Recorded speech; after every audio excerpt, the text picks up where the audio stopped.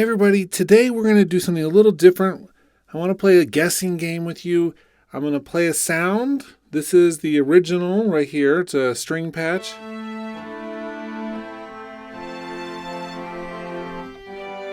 And I'm going to be adding a single effect to this 5 different times. I want to see if you can guess which effect I'm using before I show it to you. This is a good ear training example. This is also a good way to get to know some of my favorite effects. I'm going to show you what they are after I do it. And I just want to see if you can figure out what's going on with it. So here's the first one. You already heard the strings, but now I'm playing it through a single effect.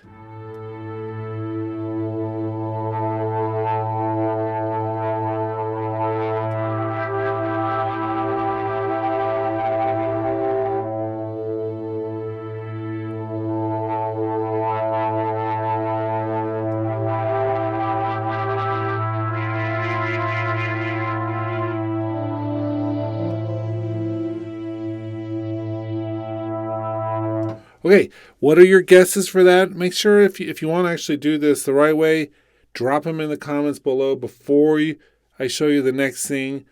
But the first one is one of my favorite presets. It's not actually a set of or a plugin that I created all the settings myself, but it's just one of my favorite presets.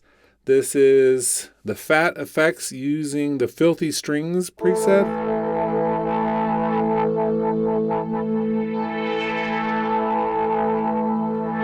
So we have essentially a bandpass, distortion. We have bass enhancer, compressor. Almost everything is activated in some way or another, but definitely a distortion type unit. And you have this matrix control, at least the XY, and you can actually go through some of the settings. You could attach MIDI effects to control this as well, but just overall a great sounding effect and one that adds some really interesting sound to whatever you're using. Okay, so that was number 1. Let's move on to number 2. Let me refresh your memory of what the strings sound like.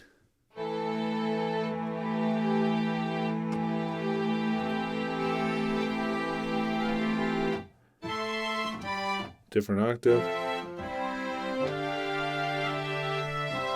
They're Logic strings. Okay, so let me play number 2 for you.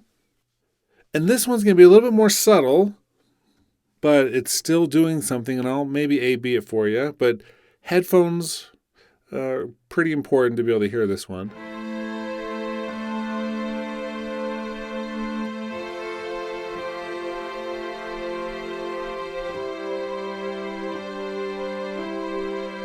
Okay, so here's one chord with it. Now I turned it off.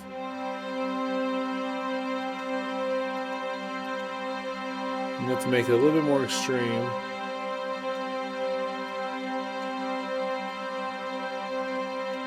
There we go, maybe a little bit more.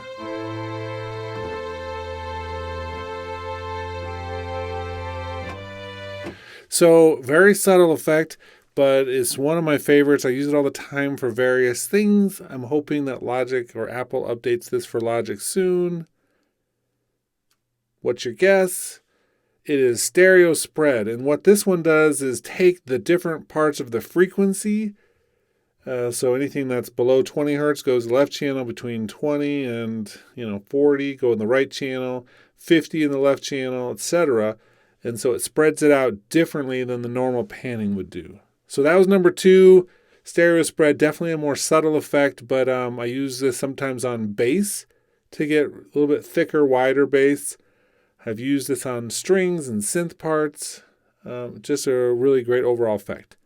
Okay, let's go on to number 3. Okay, one more time, a chord without it.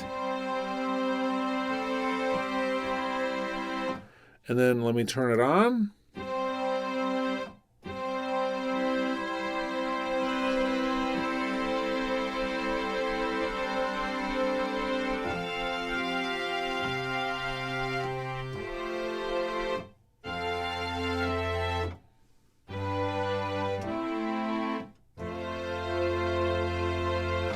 Okay, another subtle one, but I think it's a really powerful way to change some of your sounds. It's not an equalizer. This is the Exciter plugin, and it's being run in mid-side mode instead of stereo. To do this, what you have to do is load it up in the dual mono, and then put it in mid-side mode. And then I get to control the mid and the side portion of the sound separately. The mid being anything that's common between both left and right channels, so anything in the center gets modified one way, and I'm doing less with it. And then the sides, things that are different, I'm really boosting up the harmonics. So the core part of the sound remains less altered, and then the left and right extreme parts get modified, giving it a wider, brighter sound without really screwing up the sound.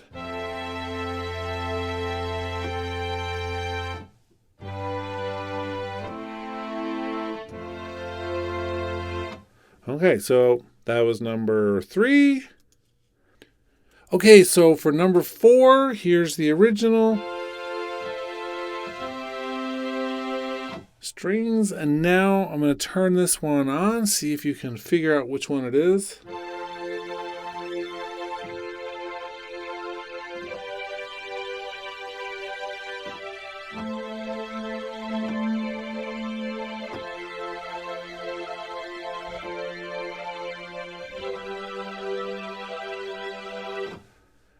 Can you tell what that effect is doing to the sound?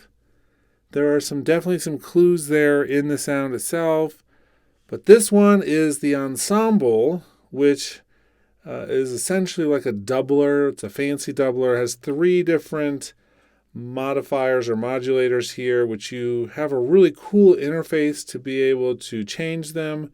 Plus, it shows you how many voices you're working with. So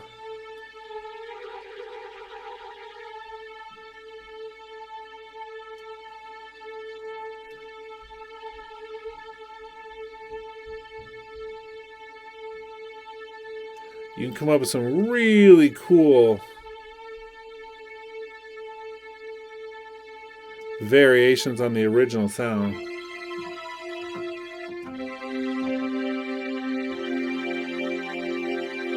And it brings a lot of character and a different look at the original instrument. Okay, so that was number 4. Let's move on to number 5. Okay, and last but not least, this is probably the most extreme of all of them. This is still just one effects plugin. Here's the original. And then here it is, the same chord.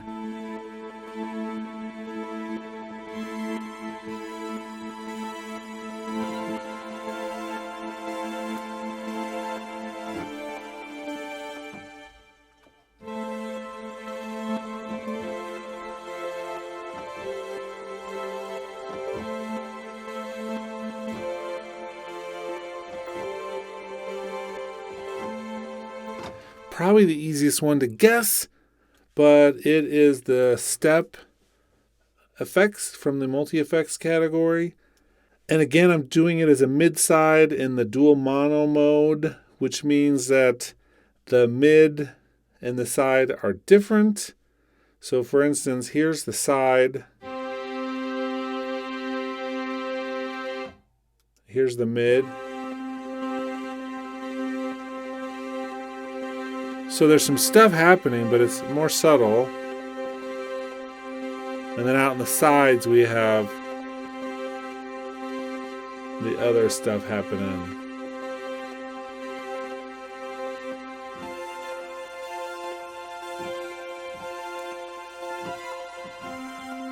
So you get some really interesting sounds, and you can split the middle and the left and right sides apart.